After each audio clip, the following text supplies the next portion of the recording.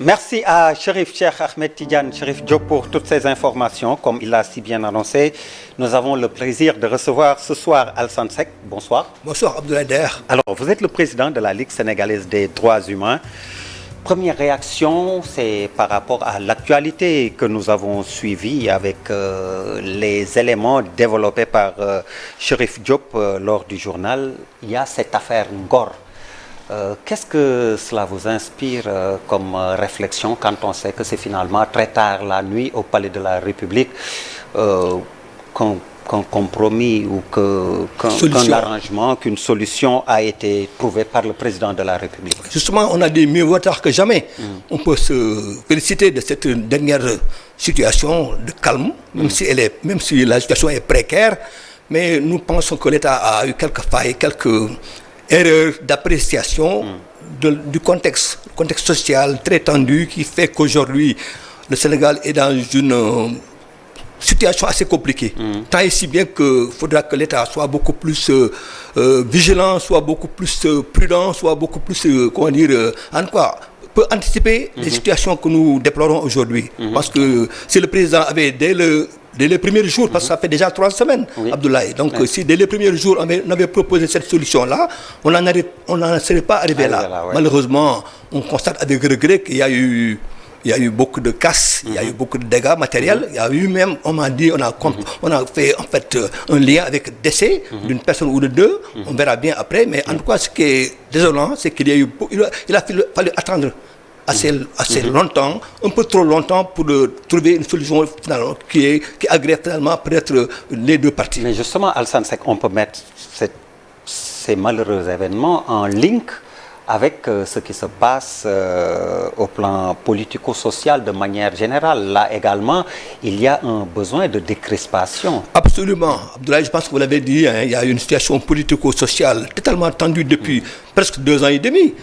Nous avons suivi avec intérêt, nous au niveau de la Ligue, nous sommes observateurs vigilants, nous avons fait des propositions de calmer le jeu. Le président a le devoir, je l'ai dit quelque part dans une certaine presse, que le président il est à la limite entre guillemets le père de la nation, il a la solution, il est la clé de voûte de toutes les institutions, il a le devoir de faire des propositions d'apaisement. Il faudra que le président accepte de faire du dépassement, qu'il soit plus chef de parti, mais qu'il soit au-dessus de la mêlée, qu'il propose des solutions qui agréent tout le monde. Et il peut le faire. Il devrait donner donc ce geste d'apaisement, des gages de sincérité, de volonté politique. Mais justement, est-ce que le dialogue auquel il a appelé le jour de la Korité n'entre pas dans ce cadre? C'est absolument. Et jouer ce absolument. rôle? Mais pour ce faire, je pense qu'il a le devoir de faire le déclic. Le déclic, c'est d'abord lancer des gestes d'apaisement, libérer les détenus. Les détenus, je ne parle pas des détenus de droit commun, mais je parle des détenus qui ont donc peut-être été accusés de déformation ou de fausse nouvelle, c'est le mot que je cherchais. Des détenus qui sont, nous, qu'on a considérés des détenus d'opinion, ou des détenus qui ont donc eu leur liberté d'expression, donc qui n'a pas été refusée par le parquet, mais nous pensons que la plupart des hommes politiques qui ont été arrêtés sont des hommes politiques qui ont été arrêtés sur la base d'avis ou d'opinion. Et je pense que ça c'est garanti par la Constitution du Sénégal. Donc il faudra que le président accepte que les gens puissent s'exprimer librement, comme on l'a toujours fait au Sénégal, et qu'on ne puisse pas arrêter des gens sur cette base. Parce que c'est trop léger de condamner quelqu'un ou d'accuser quelqu'un d'avoir proféré, dit-on, des fausses nouvelles. Parce que vraiment c'est trop chargé, en fait c'est une, c'est un bon prétexte. Fausse nouvelle, il faudra plus le prouver, il faudra la définir. Et tout ça fait qu'aujourd'hui, nous sommes dans une situation politico-sociale très tendue et le président a le devoir. Il a le devoir vraiment, à quelques mois des élections, de calmer le jeu. D'apaiser. Mais justement, c'est peut-être Alassane Seck dans l'entendement de qui est détenu politique et qui serait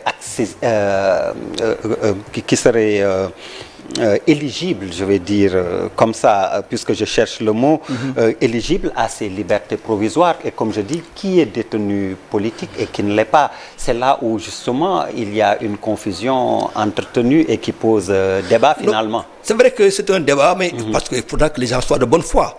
Nous, on pense que les détenus politiques sont des détenus qui ont été arrêtés, qui sont d'abord des membres de parti. On n'a pas parlé de casseurs, ni encore moins des détenus de droit commun, des voleurs, des escrocs, des agresseurs. On des casseurs pris dans un cadre, je vais dire entre guillemets politique, ou d'activité politique. Là, c'est même, si on peut considérer cela comme activité politique. Là, c'est même discutable. On peut concéder à l'État le droit ou le devoir même de réprimer des casseurs.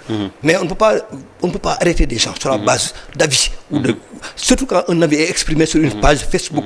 Pour nous, c'est trop léger qu'un cadre supérieur comme Bassirou Diomaye Faye, pour ne pas le nommer, qui donne un avis, même si ce n'est pas forcément bien vu par la magistrature. Mais la magistrature doit assumer son choix d'être magistrat. On est dans un pays en voie de développement qui est dans la maturité, donc dans la maturité de l'expression politique.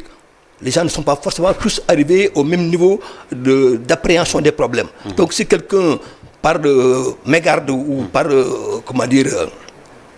excès, profère des mots peut-être condamnables, mais on peut le juger en presque flagrant délit et le condamner à 1 mois ou même à la limite une amende. Il faudrait que les Sénégalais s'habituent à être sanctionnés sur la base d'amende financière plutôt que de mettre en prison. La prison, c'est la dernière étape. C'est l'exception. Alors, donc vous prônez la déprisonnalisation de ces genres de délits. Des délits d'opinion. Et quand serait-il de la diffamation, par exemple? La diffamation, c'est de notre débat. On a vu des diffamés qui ont été sanctionnés. On a vu des diffamés qui ont demandé réparation, comme je me souviens de votre collègue de l'AS qui a eu 6 mois de prison. Ça, on peut, avec sursis. Assorti. Mais pour ce cas précis, comme c'est un cas politico, c'est surtout un cas politique. Donc on peut. C'était dans un cadre politique. Mais c'est différent. Quand l'acteur est un acteur qui est un acteur de premier plan, c'est totalement différent. En tout cas, je pense que tout le monde concourt à aller dans un apaisement, qu'on peut être dans le dépassement. Et ça, nous disons que le président, il a le devoir d'être au-dessus de la mêlée, au-dessus des partis politiques. Il est dans sa 12e année, bientôt de magistère. Donc il faudra qu'il fasse l'effort de dépassement. Et ça, c'est le plus important. On a parlé de l'appel au dialogue.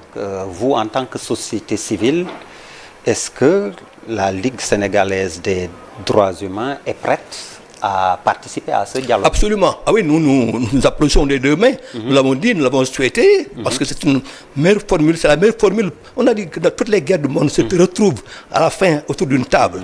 Donc le président, nous on est des Sénégalais, on n'est pas des ennemis, on est à la limite adversaires du moment. Vous avez vu comment ça se passe au niveau du Sénégal. Chaque 2 ans, on change on reconfigure donc l'espace politique. Les gens se retrouvent comme par enchantement. Vous avez vu même récemment au niveau de l'opposition, les gens qui se retrouvaient parce qu'ils ont des intérêts communs. Tout ça fait que de plus en plus, il faudra éviter d'être dans la crispation continue. Et c'est le cas actuellement. Il faudra que le président soit moins dans l'orgueil, dans la fierté, parce que nous avons vu que l'État est dans le tout répressif. Abdoulaye, ça c'est constaté. On arrête à bout de bras, on juge à bout de bras. Il faut éviter. Il faut qu'on soit beaucoup plus dépassement. Et Alassane Seck, vous verrez dans quel rôle participant à ce dialogue national, comme facilitateur, comme... Absolument. Nous... Parce qu'il y a un autre problème derrière. Allez-y, oui. Nous, on a une fonction originelle de médiateur, d'appeler au calme, d'appeler à la raison. Ça, c'est notre rôle originel. À l'origine, on n'est pas parti pris. Vous avez bien raison de dire originel, parce que de plus en plus, on vous accuse de partialité. Certains même vont jusqu'à franchir, pour moi, un Rubicon, disant que vous êtes des politiciens encagoulés. Voilà, donc vous l'avez entendu plusieurs fois. Ça, c'est depuis avant 2000 ans. Depuis avant Abdou Diouf. Parce qu'il ne faut pas oublier que les gens, avant 2000, nous, on est restés les mêmes. Chaque fois que l'État vient, il y a un nouveau régime, il nous accuse. Donc nous, on est restés constants. Abdoulaye, moi, je suis dans le milieu des droits humains depuis bientôt 30 ans, mais je n'ai jamais eu, comme eux, les avantages liés à ma fonction. Moi, je suis dans le bénévolat, je suis dans le volontariat. On n'a pas de gain en contrepartie. Alors que ceux qui étaient avec nous au M23 à l'époque, mais ils sont tous quelque part nommés quelque part. Donc, alors si nous, on se met à expliquer ou bien expliciter notre position, mais nous, notre position n'a jamais été variable. On a une position constante. Le président Macky Sall était avec nous le 23 juin, on était à la RADDHO à l'époque. Nous, la radio était, à l'époque, moi j'y étais la locomotive qui a connu le M23. Ça, c'est récent, l'histoire est récente. Donc on ne peut pas nous accuser d'être des hommes politiques parce que c'est à quelle fin seront les grands perdants. Pour qui? On ne va pas être là pour être l'escalier qui permettra à l'homme politique de se mettre en haut. Donc je pense que les gens doivent être de bonne foi. De bonne foi, c'est dire que quand ça ne vous plaît pas, vous accusez l'autre. Nous, on est là pour le rappel des principes, pour être avec la vérité. À mon âge, moi je dois être avec la vérité. Nous sommes, au niveau de la société civile, en tout cas à la Ligue, nous sommes avec la vérité. Et toute la vérité. Rien que la vérité. Alors peut-être un dernier message à la classe politique en perspective de ce dialogue que vous appelez donc de tous mes voeux, le président de la République, Macky Sall, un fils du Sénégal qui est né après les indépendances, il faudra qu'il fasse un effort de décrispation. Et pour ce faire, il doit faire un geste d'apaisement. Ce sera le déclic. Si demain il libérait une centaine, 200 personnes qui auraient été donc à la limite un jugement qu'on peut faire, parce qu'on est dans le tout politique. Il faudra qu'on fasse un effort de décrispation. Et pour ce faire, il faut qu'il y ait un geste d'apaisement. Et ensuite, appeler les gens, comme ils l'ont fait récemment. Ils l'ont fait récemment pour aller, je ne sais pas où, en quoi, il y a le 4 avril où on a fait des invitations. Nommément, on appelle une quinzaine, une vingtaine de... Comme Barthélémy l'a fait également pour le forum... Le forum, voilà, justement, le forum mondial, je ne sais pas, sur l'économie. Mais des choses comme ça... Sur l'économie solidaire, on gagnerait beaucoup de temps et on aurait moins de problèmes pour ne pas tomber dans la crispation continue. Les gens sont fatigués, ça, il faut le dire. Et c'est à cause de ça que les jeunes sont dans l'excès, dans l'incontrôlable, et malheureusement ce qui devait arriver est arrivé hier. Merci beaucoup Alassane Seck. C'est moi qui vous remercie, Abdoulaye. Merci à vous également, mesdames, messieurs, de nous avoir reçus chez vous. Excellente suite de programmes sur la TFM, la télévision Futur Média. Merci, bonsoir.